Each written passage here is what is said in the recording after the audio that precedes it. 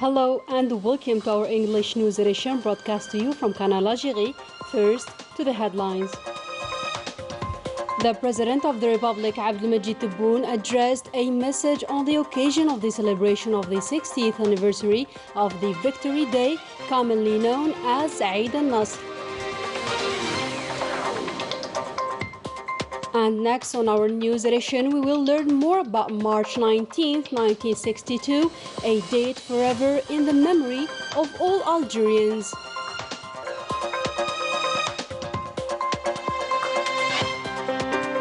On the same occasion, several renaming ceremonies with the names of martyrs of the glorious November Revolution were organized in several military regions across the national territory. The Moroccan authorities continue its attack on freedoms, which risks in provoking a social collapse in a country already troubled by several protest movements.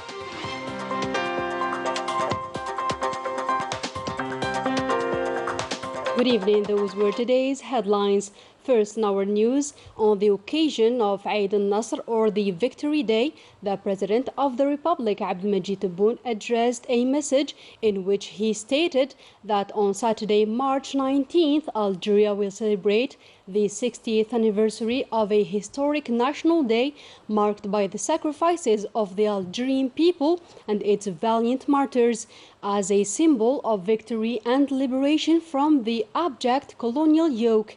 The ceasefire announcement following the Evian negotiations was a victory and sounded the death knell of the injustice and barbarity of the colonizer. A colonizer blinded by the illusion of deforming the Algerian identity and erasing its civilization, its culture, and its heritage, without counting the will of free people determined to preserve its freedom and authenticity. This historical stop in the glorious journey of the nation would not have had such a worldwide echo if it had not been for the crowning glory of a glorious revolution and the direct results of our country's bitter sacrifices, which followed one another since the colonial invasion. Loyalty to the martyrs' message, love of the homeland, and the firm will to build and develop the country are values that represent a source of inspiration for the generations of today and those to come. On this memorable day, the prelude to victory, added the President of the Republic, Abdelmajid Tebboune, the Algerian people drew strength and determination to face the impact and effects of a violent mass destruction, which testifies to the heinous colonial crimes which will never fall into oblivion. A responsible, honest, and impartial treatment of the file of memory and history in a climate of frankness and trust is avoidable, added the President of the Republic. In this regard, the President stressed once again that this issue will remain at the heart of the state's concerns and without compromise insisting on our country's right to recover the archives, to know the fate of those who disappeared during the glorious November Revolution, and to compensate the victim of nuclear tests and other issues related to this file. Faithful to the historical legacy of their predecessors, Algerians have laid a solid foundation on which rests today the independent nation-state that has resisted and triumphed thanks to the November Revolution in the face of suffering. Aware of the deep changes at the regional and international levels, the state is working in complete security to preserve Algeria's place and position in a global context marked by disturbances and upheavals, and in a world which will no longer be governed in the future by the same rules which have controlled international relations for decades, nor by the same global political and economic balances. The President of the Republic, Abdelmajid Tebboune, further said that we will live today in this particular and complex situation like the countries of the world and make a point of affirming that the government's aspirations to build a prosperous Algeria requires the state to rehabilitate the efforts and the work's value, as well as to take care of the reinforcement of the Algerian national security in all its dimensions in front of any emergency, to ensure the unity of our ranks, join efforts to reinforce the sense of national duty, and to fully assume our responsibilities in the various sectors at all levels towards the nation. Finally, on the occasion of the Victory Day, the President of the Republic concluded his message by showing his respect to the valiant martyrs' memory and reiterated the state's commitment to remain loyal to the sacrifices, while hailing the war veterans to whom he wished a long life. And still with the occasion of the Victory Day, commonly known as Eid al-Nasr, the Chief of Staff of the National People's Army, Lieutenant General Saeed Shingriha, congratulated the National People's Army's staff, rightful heir to the National Liberation Army, praying Allah Almighty to preserve our country and its people against all harm. A historical date that marks the end of 132 years of colonization, March 19, 1962, a date that inspires the Algerian people with pride and joy following the liberation of their homeland. Melissa Kabash has the details. March 18, 1962, a historical date forever engraved in the memory of every Algerian. A date that witnessed the signing of the Evian agreements, allowing Algeria to win its independence and regain the safeguard of its people and territory. Faced with Algeria's clear demands and irreversible determination, France ends up admitting the principle of self-determination of Algeria.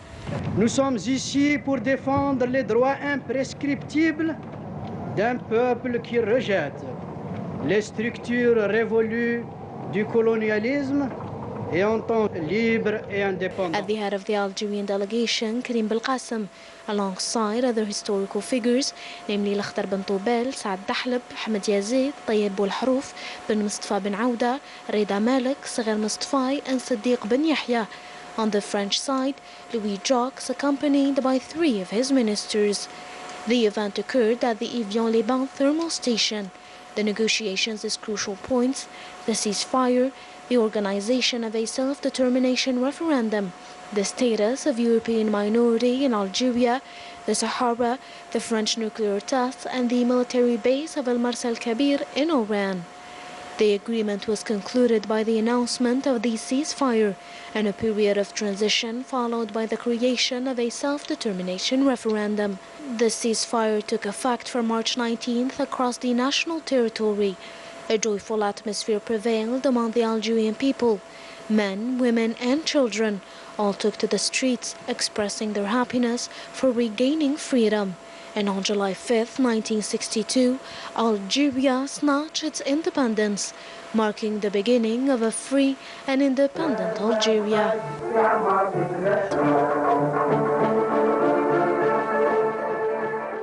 Still on the occasion of the commemoration of the Victory Day or Eid al-Nasr, several renaming ceremonies of places with the names of martyrs of the glorious November Revolution were organized in several military regions.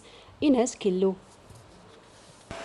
In commemoration of the Victory Day, the headquarters of various units and structures of the National People's Army were named after the martyrs or shuhada and war veterans of our glorious revolution.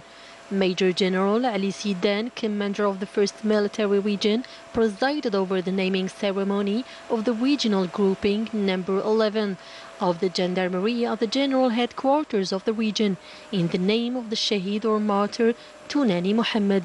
The headquarters of the 116 regiments for operational maneuvers was named after the martyr or Shaheed El-Kafif Ahmed.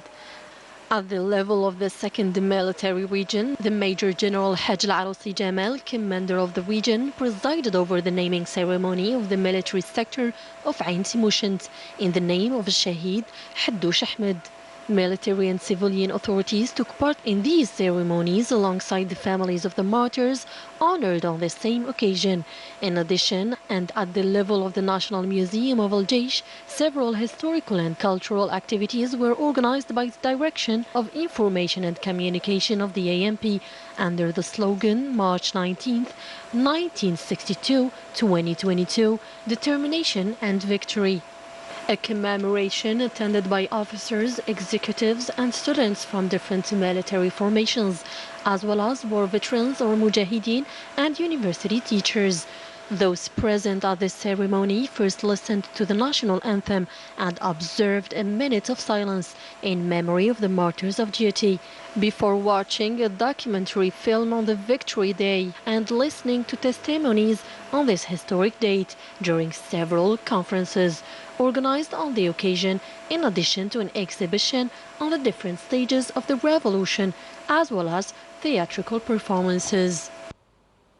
Concerning the industrial development and with an aim to revive the industrial mining sector and hence the revitalization of the national economy, 3 major projects have been selected since 2020. The details in this report by Melissa Kabash. Phosphate, iron ore, zinc and lead. No less than the 3 major raw materials will be locally produced by these projects located in the east and south of the country. The transformation of these raw materials into finished and semi-finished products aims to serve and boost the Algerian industry and agriculture. We've selected 3 projects. The first concerns the production of phosphate in the province of Tébessa, with an aim to boost the agricultural sector. As for the second, it is mainly related to iron ore. Regarding the last one, it aims to produce zinc in the province of Bijaya. On the other hand, the mining sector's objective is to participate in the revival of the national economy, knowing that this sector provides raw materials for the other fields, notably the industrial sector. Nearly 20,000 job opportunities will be created thanks to this project for the benefit of young people in the region. These projects will allow the creation of job opportunities. The one in Tébessa province will create more than 3,000 job positions. 50,000 job offers will be available thanks to the second project, while 700 will be created in the third one. The 3 major projects will cost nearly $14 billion, a heavy investment which could have serious and important impacts on the national economy. Moving on to international news, the Moroccan teachers denounce the use of justice to pressure and intimidate some demonstrators, and the teachers' union denounced as well a serious drift of the Moroccan Ministry of Education, which invited a delegation of the Zionist entity to participate in a scientific demonstration. Story by Ines Killu.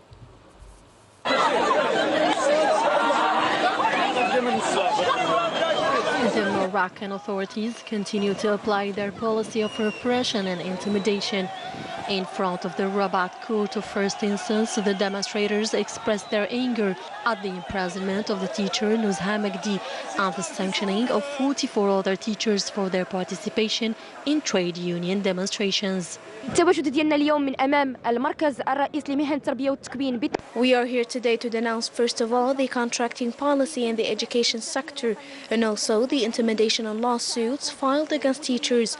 45 teachers were punished for participating in the demonstrations, and the authorities should overturn all arbitrary convictions. The National Coordination of Contract Teachers announced in a press release its decisions to stop working until March 20th.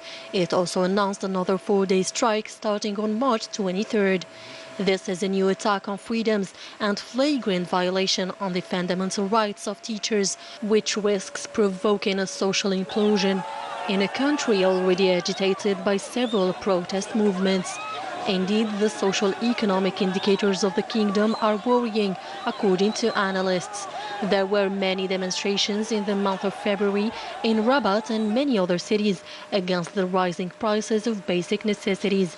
Strikes affected several sectors, legal proceedings or imprisonment of journalists, bloggers and social movement activists, in addition to corruption and embezzlement of funds that have taken alarming proportions.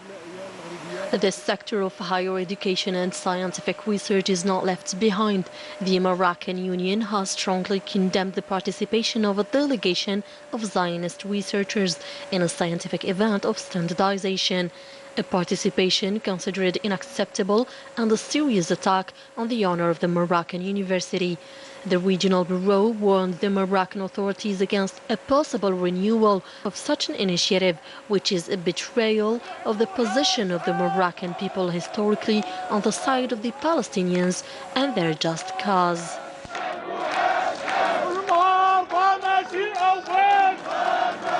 In another development, the U.S. Senator Patrick Leahy said that the U.S. Congress does not recognize the alleged sovereignty of Morocco over Western Sahara. The statement was made at a time when the U.S. Congress is preparing to grant aid to Western Sahara, which has been excluded from the aid granted to Morocco.